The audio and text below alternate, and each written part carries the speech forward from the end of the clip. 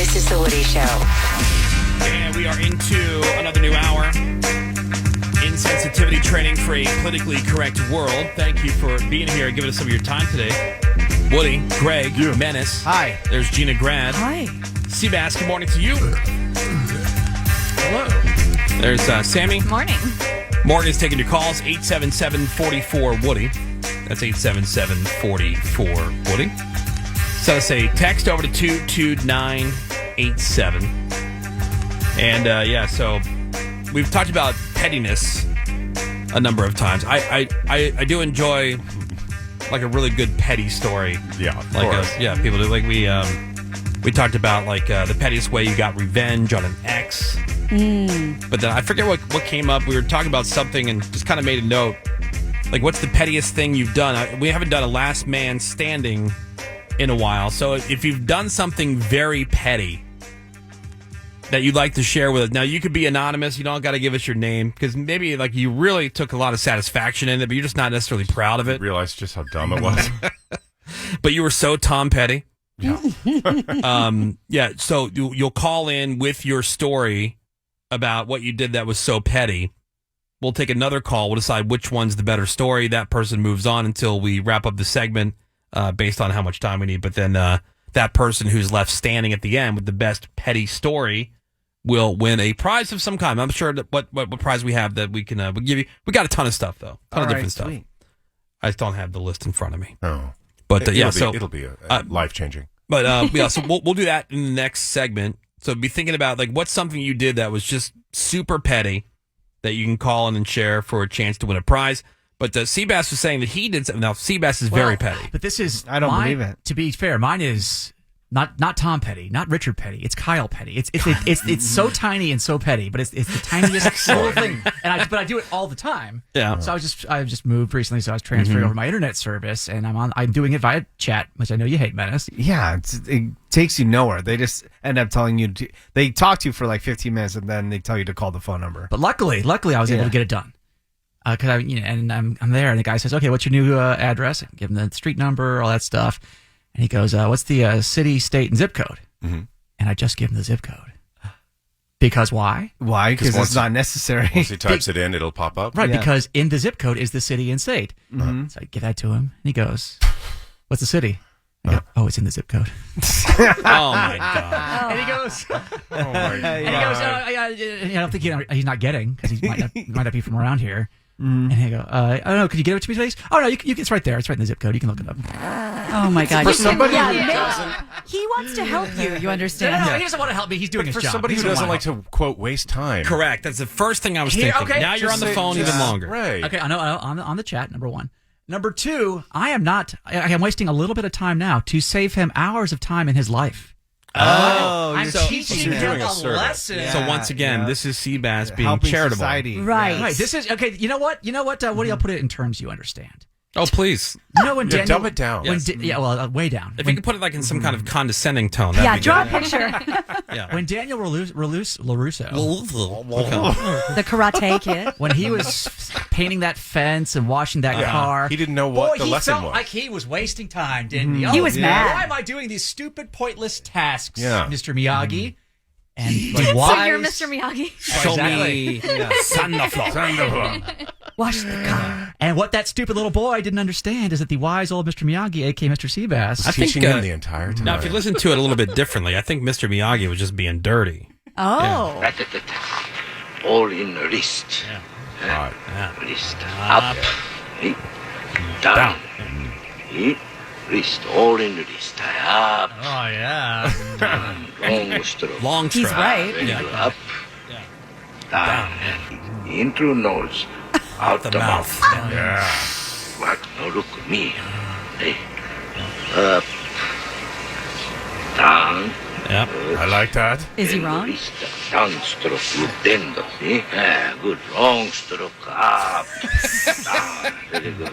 Yeah. Then come down. High. Up. Down. Yes.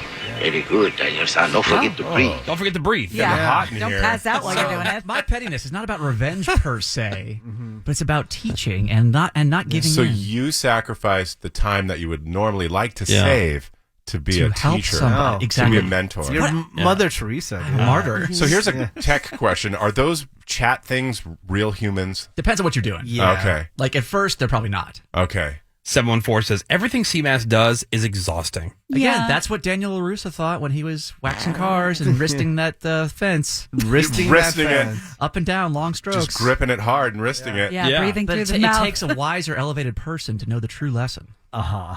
Sure. Sure. Greg Gorey.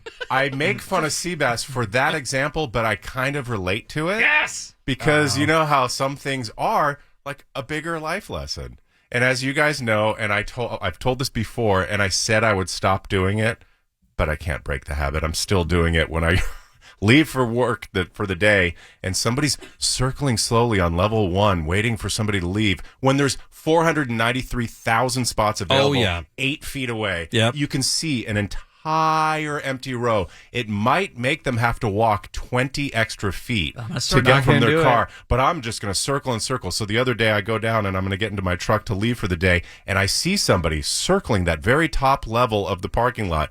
And I pretended that I got a phone call because I thought, you know what? There's an empty spot 18 feet away. Just go park there. You're wasting all this time circling and circling and circling to do what ultimately? Save yourself from taking 15 extra steps. So I pretended to be on the phone call, waited until they gave up. They went down to level 2. Then I went to my truck. Oh, damn. And I made them go to level 2. I'm such an a-hole for doing that, but I thought, come on, the garage is not full. You can park right there. You should actually be able to instead park of right here. your second That car reminds here. me. I do have a petty story as well. Oh. Same kind of thing, parking lot situation. And you know, I don't understand when, okay, let's say you're driving down one of the aisles of the parking lot, right? Yes. One of the, and you see somebody backing out. Mm-hmm. Like they haven't backed out yet. Okay, maybe you go by. Why do people, when the car's halfway out, still just drive around them? Oh, I hate Like that. the person's Yeah. backing out of the spot to leave. Like, let him back out. You see what they're doing, Then right? you're supposed to yield to that person whose Right. car is halfway out. Right. Right, the reason they're backing out is they can't see you yet. Yeah. Yeah. Let them finish what they're doing. Exactly right. And you almost hit them. All of a sudden, your car goes. Yeah. The little, Slams on his own brakes. yeah. Just sound like a terrorist Is there. it- That's every parking lot in America. Like people are doing that. I don't. I find that's happening a lot more. Anyway, so I'm walking to my car. I see a car. This guy in a truck doing that. Person's halfway out of the spot. He drives around him. Now he sees that I'm getting into my car and he likes my spot. Oh. So I'm like, ugh. So I got in my car. I put it in reverse. Oh, so the lights are on. Yeah, but hold on, it gets better. I put it in reverse.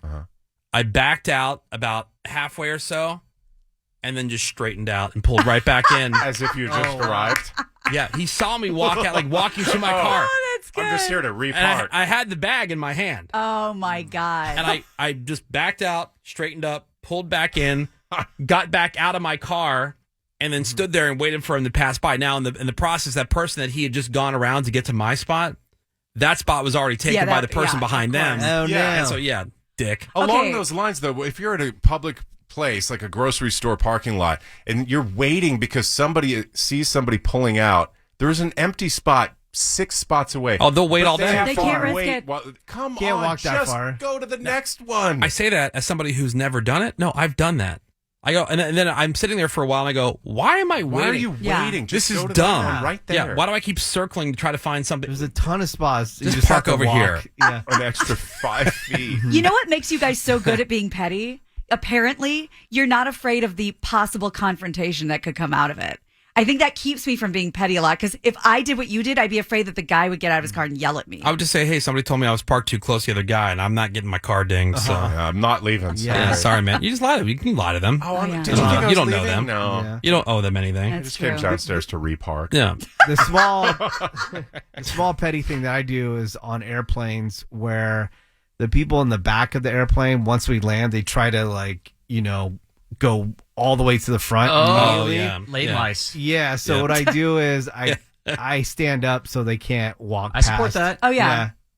Fully support that. Yeah. I'll do that. Because they're being dicks. I know. And they're they're- just trying to push their way through while people are trying to Which, get which out. all that does is clogs up different areas because now there's extra people that don't belong there when other people are trying to exit into the aisle. Yeah, Yeah. so I always stand. All right, so this person can't call in for our last man standing. What's the pettiest thing you've done? This is pretty good. 985. When I divorced my ex, I had to live in the same house with him for about 30 days while I found an apartment. Ugh. In that time, he purchased all these expensive shampoos. He had brand new toothpaste and whatever. And I would shower. I would dump some of the shampoo down the drain. Oh. And I would do the same with the toothpaste.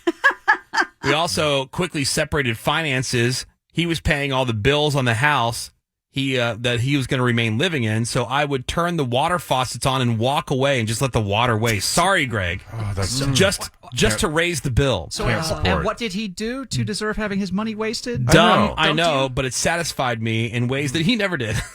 That's funny. All right, kind of Why'd you funny. marry So him you then? took it out on the planet. That's always Yeah. the women's attack Oh, yeah, after on they the planet. divorce. The planet's Oh, really small- upset. Well, wasting water. Wasting My water. favorite divorce petty one is when the guy had to pay alimony and got brand new checks that were his wedding pictures with his new wife. And that's what he wrote to her every month. That's funny. Also, my mom and dad, when they got divorced, so I guess my grandma set it all up where she moved my mom out of the apartment that they had together while he was at work one day. So when he came home, everything was Everything's gone.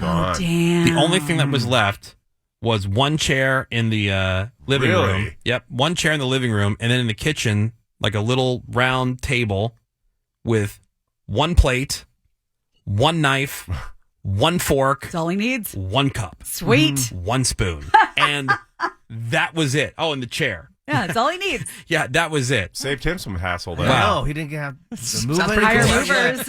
Yeah. Movers, and then That's you know, great. only got one thing to wash. Yeah. Everybody wins. Yeah. All right. So we'll open up the phones 877-44-WOODY.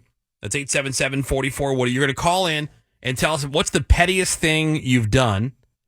And we'll hear your story out. Then we're going to take the next call. We'll all decide here in the room which one is the better story of the two. That person will move on. You want to be the person who's left at the end still standing when we run out of time for the segment. And that person's going to get a prize. Nice. Again, I don't know exactly what the prize is going to be, but we'll give you something. What's the pettiest thing you've done? 877-44-WOODY. Morgan and Samuel get you set up on the phones right now. That's 877-44-WOODY. And then we're going to hear out those stories next. Hang on. Yeah, this is the Woody Show. Alt 98.7. LA's new alternative. Alt 98.7's Mumford.